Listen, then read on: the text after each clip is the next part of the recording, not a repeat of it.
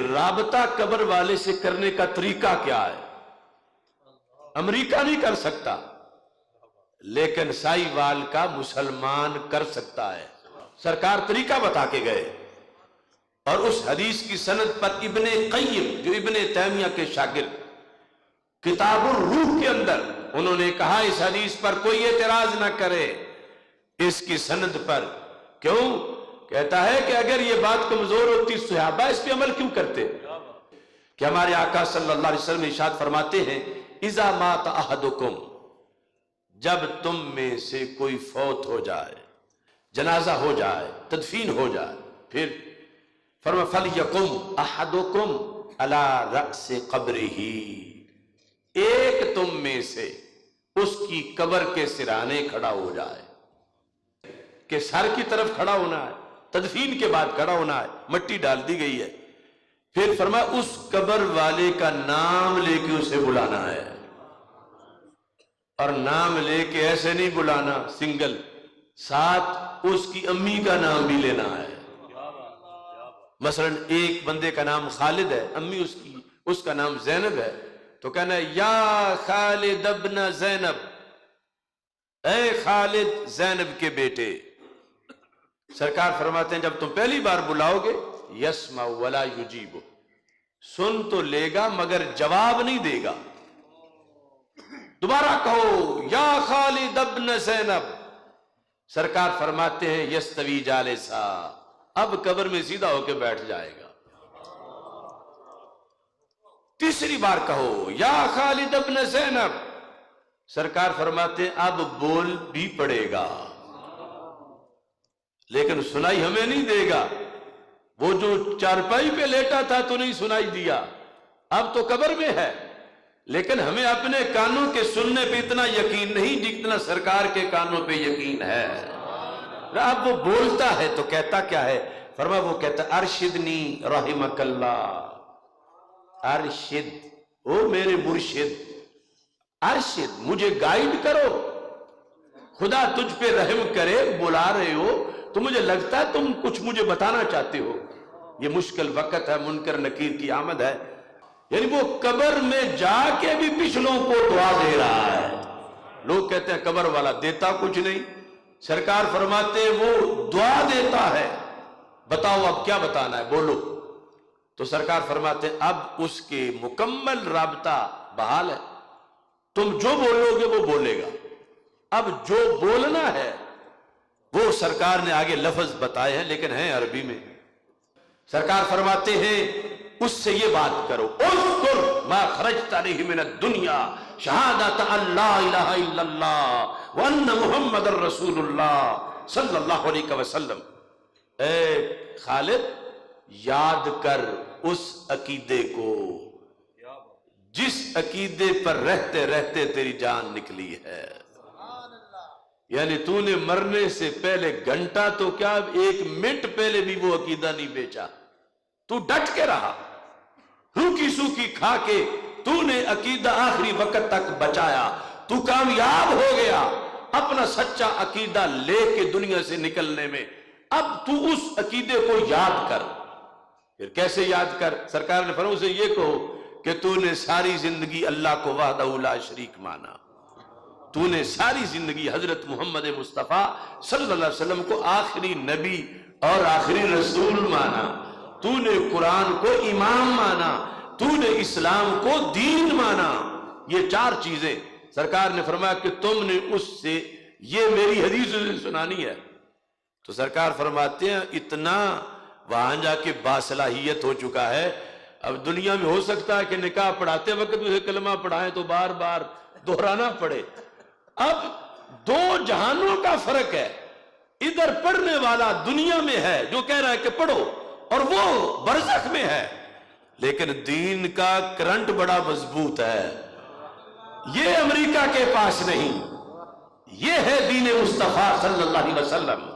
شرط یہ ہے کہ وہ قبر والا بھی مسلمان ہو اور بحر والا بھی مسلمان ہو، اور مسلمان ہونے کے ساتھ پھر یہ بھی ہو کہ قبر والے کو یا سے بلانے کو شرک نہ کہتا ہو۔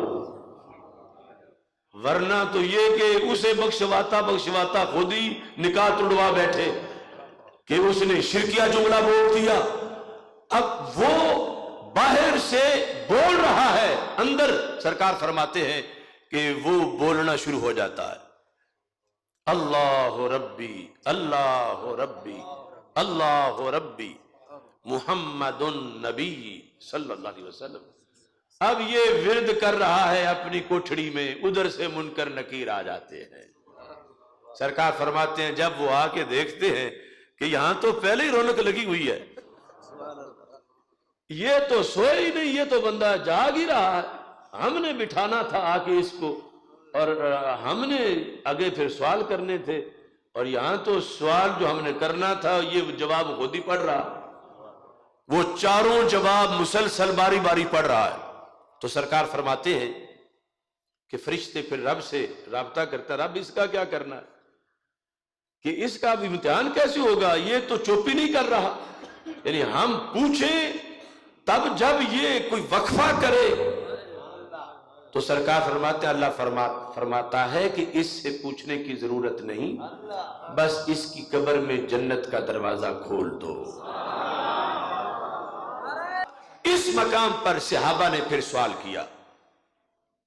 پہلے جب یہ بات آئی تھی کہ بلانا یا سے ہے اور بلانا قبر والے کو ہے، تو اگر یہ آج والا دین ہوتا نا جو کچھ لوگوں نے بنایا ہوا ہے، جو مسجدوں کے محرابوں سے بھی یا کاٹتے رہتے ہیں سرکار کے نام سے کہ شرک ہو جائے گا، اگر اس طرح کی کوئی صورتحال وہاں ہوتی تو صحابہ کہتے یا رسول اللہ صلی اللہ علیہ وسلم طریقہ تو بڑی قیمتی آپ نے بتایا ہے، لیکن یہ جو یا کے ساتھ بلانا ہے تو اس میں تو شرک ہو جائے گا. یعنی جن کے دین میں یا رسول اللہ صلی اللہ علیہ وسلم یا غوث کہنے سے نکاح ٹوٹ جاتا ہو، انہیں اگر یہ بات ہوتی تو صحابہ پہلے یہ مسئلہ حل کرواتے کہ ہم کہیں تو صحیح لیکن یا رسول اللہ جو کچھ ہم نے آپ سے پڑھا ہے اس میں تو یہ شرک ہے کہ جو قبر کا ہے بے جان ہے جسے یہ پتھر اور بت کہہ رہے ہیں، ہم اسے آواز دیتے پھرے اے خالد جس کی ہڈیاں ہیں. لیکن صحابہ نے یہ سوال نہیں کیا کیونکہ انہیں سرکار نے یہ والی توحید پڑھائی نہیں تھی کہ یا کہنا ناجائز ہو جاتا ہو. اس نبی کو یا رسول اللہ کہنا اس کا عالم کیا ہوگا جس کی امت میں 15ویں صدی کے رامے کو بھی قبر پہ کھڑے ہو کر یا رحمہ کہہ سکتے ہیں. صحابہ نے یہ نہیں سوال اٹھایا، اگلا اٹھا دیا کہ یا رسول اللہ صلی اللہ علیہ وسلم یعنی یہ جو آپ نے فرمایا ہے کہ اس کی امی کا نام لینا ہے ساتھ، شرط پوری نہ ہو سکے تو پھر کیا کریں. یعنی سرکار کو کتنا پسند ہے کہ ناغہ نہیں ہونا چاہیے، یہ کام ہونا ضرور چاہیے. وہاں مشکل وقت ہے، منکر نکیر کی آمد ہے، پیچھے سے تم پوچھنے جاؤ ادھر سے امتحان ہو جائے، جو کچھ ہونا ہے ہو جائے، تو مجھے یہ منظور نہیں. اسی وقت تم نے بات کرنی ہے.